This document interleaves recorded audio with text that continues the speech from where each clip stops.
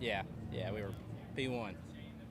Chris Buescher, you restarted on the front row, and even that wasn't a safe place on on the track. No, it's statistically not safe anymore with these things.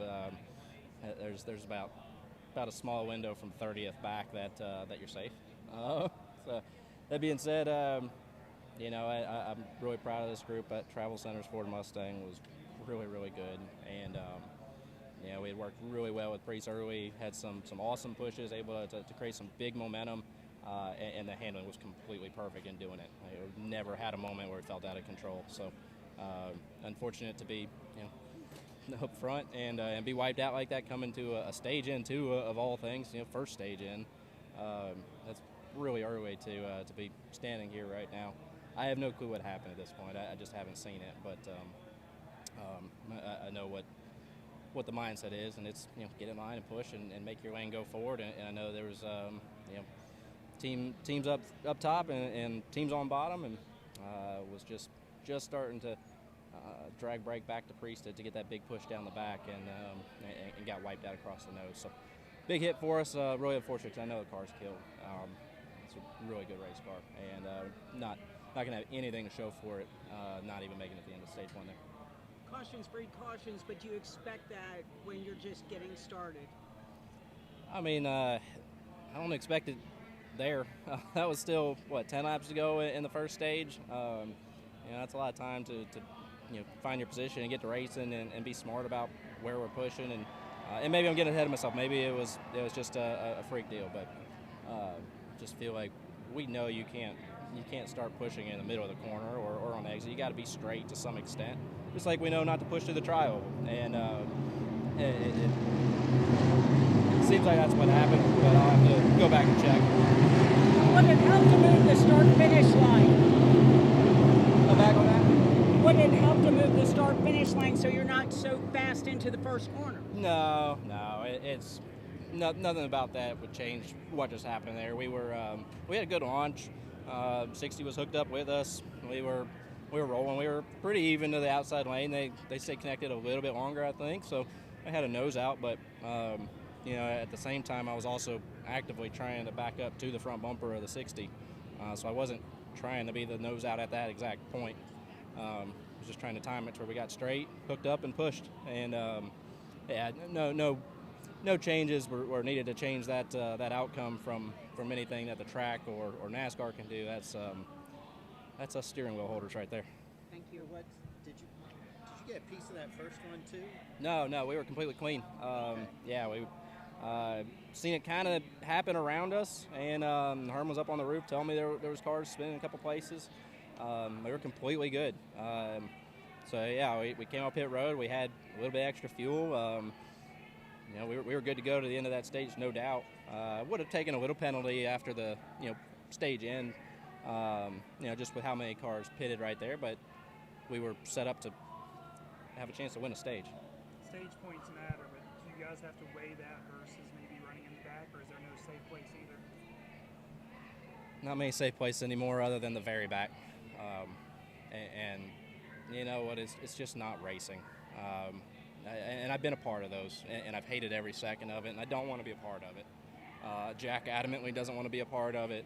Brad adamantly doesn't want to be a part of it. I mean, that's not what we're here to do for ourselves as racers, as competitors, for our partners. It's not right. So you got to race, and you got to accept that you're going to have moments like this. But that one felt a lot more preventable. Again, I haven't seen it, but it sure felt more preventable than a lot of those scenarios where you have big moments where you're four wide and there's only so much you can plan for. But you got to race. I despise that hanging around. Like I said, been a part of it. It's not fun as a driver, and the only thing it does is it kind of secures you for a decent day. You never really have a chance to win a race like that. It looked like a brutal shutout there. I didn't really hear the first part of the question, but you said it's a brutal shot, right? Yeah, it definitely was. Thankfully, my seat, my Hans, everything worked really well, and I feel pretty good right now. I'm healthy. It didn't even appear that the pack was up to speed yet. No, I mean we were certainly just trying to gain momentum, and it's speedway racing. It's Daytona, Talladega, Atlanta has kind of been a little bit different because you can't be as tight together. But here in Daytona, I mean you have to push, and I don't blame Denny at all. You have to be pushed, and I got turned. Have you seen the replay yet? I have not. How was your car before that? I mean, my car is fine. You don't have any balance complaints here. Daytona, your car, it drives completely fine until you get turned around. So I had no balance complaints. It was doing everything I needed it to do, and yeah. Was there anything about where the push took place or where it was on the bumper or anything like that? I mean, I haven't seen it yet, but I don't think so. Denny's a very experienced driver. He knows what's going on. And you have to push. Like, I can't say that enough, that you have to push to be successful, and it's just Russian roulette. Every time you get on the racetrack here, if you're that lead car, you better hope that the guy behind you takes care of you. Was your car acting well? It was. I say that. Whenever I was behind, I almost called him Martin. Whenever I was behind Chase, I wasn't receiving the pushes, but it looked like Chase's car was doing really well, and it didn't look like he was that out of control. So that was the first opportunity I had to be out front. But so I don't know. We weren't even up to speed, so it's hard to say if my car was or wasn't going to be handling well. Where's that? Yeah, I'm good right now. Where does that rank among all the hardest hits that you've taken? I mean, it was certainly a lot better than backing in. The wrecks that I backed into the wall have been I felt way worse. So, yeah, we put a lot of effort in NASCAR and Joe Gibbs Racing and my 20 team. I put a lot of effort into making sure that my Hans device, my belts, my headrest, my Hans tethers are all the correct length, and we certainly tested that out today. So how do you handle an early exit after an off week?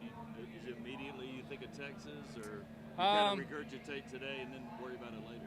Yeah, I mean, certainly it is what it is, and you know that coming in here. It's a shame that I only made it 50 laps or whatever, but you run the risk of running 185 laps and wrecking and having the same finish. So that's just the way it goes on these races. My Place Hotels is proud to be the official hotel partner of Frontstretch. With plush beds, in-room kitchens, and pet-friendly hotels, My Place makes for the perfect pit stop when traveling. Frontstretch fans can use promo code Frontstretch to save 10% on your stay at any of our nationwide properties.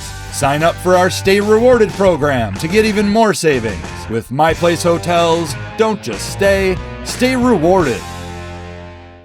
Steven Stump of Frontstretch.com here. Come back for more great racing videos, and if you like us, don't forget to hit that subscribe button.